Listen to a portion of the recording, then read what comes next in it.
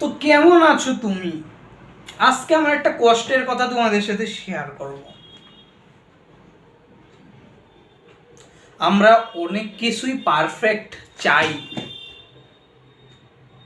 অন্যদের ভালো মন্দ কিছু যায় আসে না, কিন্তু আমাদের শুধু ভালো হোক। আমার জিনিসটা ভাই পারফেক্ট থাক, তারপরে অন্যদের যা খুশি হোক, আমরা এটা চাই, কিন্তু কখনোই হয় না। তাও যতটুকু হয় সেটার দিকে আমরা তাকাইও না। যতটুকু আমাদের পারফেক্ট হয় নাই অতটুকু জিনিসই আমরা খালি দেখি। আসো শেয়ার করি আমরা একটা ঘটনা। এই হইতেছে আমার রুম। এখন আমি তোমাকে আমার রুম দেখাবো ঘুরায়া। দেখতে পারতেছো টেবিল আমার আমার এই যে একটা জিনিস দেখতে পারতেছো, যেটার ভিতরে মনে করো কাচের বাসন কোসন রাখা, জিনিসটা আমার না।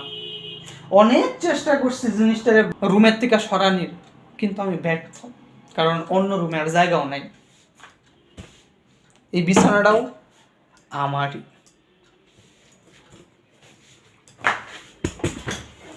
তো কথা হইতেছে, দুঃখ ছিল এটা, তারপর আমি মাইনা নিছি এবং এটার ভিতরে দুইটা ওয়ার্ড্রপ, মানে দুইটা সাইড খালি করে আমার জামা কাপড় রাখি।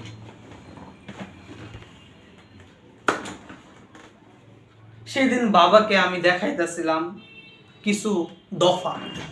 ময়মনসিংহ মেডিকেল কলেজে আন্দোলন চলতেছে কয়েক দফা নিয়ে। আমি বাবার রিডিং করে শোনাইতেছি, মোবাইল দেখে দেখে হাতের থেকে মোবাইলটা গেছে পড়ে। আমার পাওয়ার বাটন আর ভলিউম বাটনের দুই সাইড নষ্ট হয়ে গেছে। নিয়ে গেছি দোকানে, সে লাগাই দিচ্ছে রিবন নষ্ট হয়ে গেছে, 250 টাকা মোট। সে আমার থেকে সেরকম লাভ করবে না আমি আশা করি, কারণ আমার ভাইয়ের বন্ধুর দোকান। ঠিক করে দিছে। আমি ড্যাং ড্যাং করে বাসায় আসছি, আইসে মোবাইলটা রাখবো টেবিলে, জাস্ট এতটুকু উপর থেকে পড়ছে, এটা আমার টেবিল, এইখান থেকে এইখানে পড়ছে। আমার ভলিউম বাটনের এই যে সাউন্ড কমার বাটনটা নষ্ট হয়ে গেছে। ভাই বুকে লাগছে পুরা। আমার জীবনে কয়টা জিনিস আছে, মোবাইল, তারপর হইতেছে গিটার, আর হইতেছে এই যে ইনমিটি মোবাইলই তো, মানে মোবাইলটাই মূলত, আর গিটার, আর কিছু জিনিস জিমে যাওয়া। এই 3-4টা জিনিস নিয়ে আমার জীবন, আর এই কয়েকটা জিনিসও যদি ঝামেলা হয় ভাই, খুব খারাপ লাগছে। কেমন খারাপ লাগছে মোবাইলটার লাগে আমি বুঝছি, আর কেউ বুঝবা না। আর আমার আরেকটা সমস্যা আছে, আমার স্ক্রিন যদি ফাইটটা যায়, আমি আমি গরিলা বদলাই না। পড়ছে ঠিক আছে, কিন্তু একবারও গরিলা ফাটছে না, এটা আমার কপাল ভালো। আমার যদি গরিলা ফাইটটা যায়, একটা স্ক্র্যাচও পড়ে, আমার মনে করো খুঁতখুত খুঁতখুত লাগতে থাকে। তাই আমি খুব যত্ন রাখি মোবাইলটা যাতে গরিলা না ফাটে। মানে এটা আমার সমস্যা, আমি সব কিছু একটু পারফেক্টলি চাই। অল্প কিছু করবো কিন্তু পারফেক্ট ভাবে। যেমন আমি আমার প্লে লিস্টগুলোকে 1, 2, 3 নাম্বার দিছি, ফেসবুক খুলছি, যতগুলো পোস্ট করছি প্রত্যেকটা পোস্টে 1, 2, 3 নাম্বার দিছি।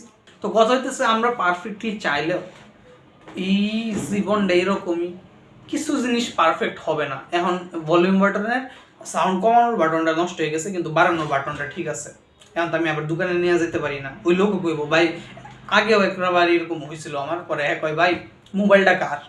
তা আপনার মোবাইল আপনি চালাবেন। হ্যাঁ, মনে করছে যে অন্য কারো মোবাইল হইলে ঝামেলা হইতো, আমার মোবাইল তো, তাহলে এটাতে কোনো ঝামেলা নেই। কিন্তু হ্যাঁ আমি কেমনে কই, আমারই ঝামেলাটা, মনে খুঁতখুত লাগে, মনে হয় যে সবগুলা বাটন ঠিকঠাক, ভলিউম আপ, ভলিউম ডাউন, আর পাওয়ার বাটন 3টাই ঠিকঠাক।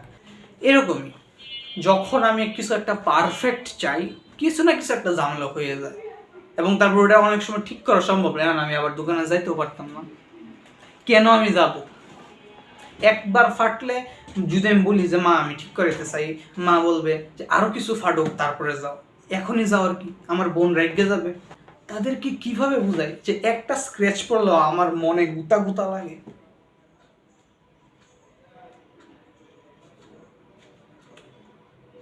তো রুমে একটা জিনিস আর মোবাইলের একটা পাওয়ার বাটন নষ্ট। মানে কি বলা হচ্ছে। তো এই কথা হইতেছে, আজকে আমি জাস্ট আমার একটা থট শেয়ার করলাম। সেটা হইতেছে, আমরা অনেক কিছু পারফেক্ট চাই কিন্তু পারফেক্ট পাই না।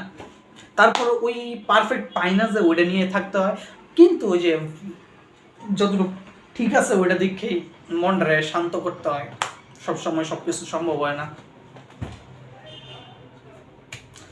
আর একটা জিনিস বুঝতে পারতেছি, তুমি যত বড় হইতেছো তত তোমার টাকা ইনকাম করতে হবে। স্কুল শেষ, কলেজ শেষ, এখন এমন একটা ফেজে আমি যাইতেছি, টাকা ইনকাম না করলে কোনো দাম নাই। আস্তে আস্তে এমন হবে।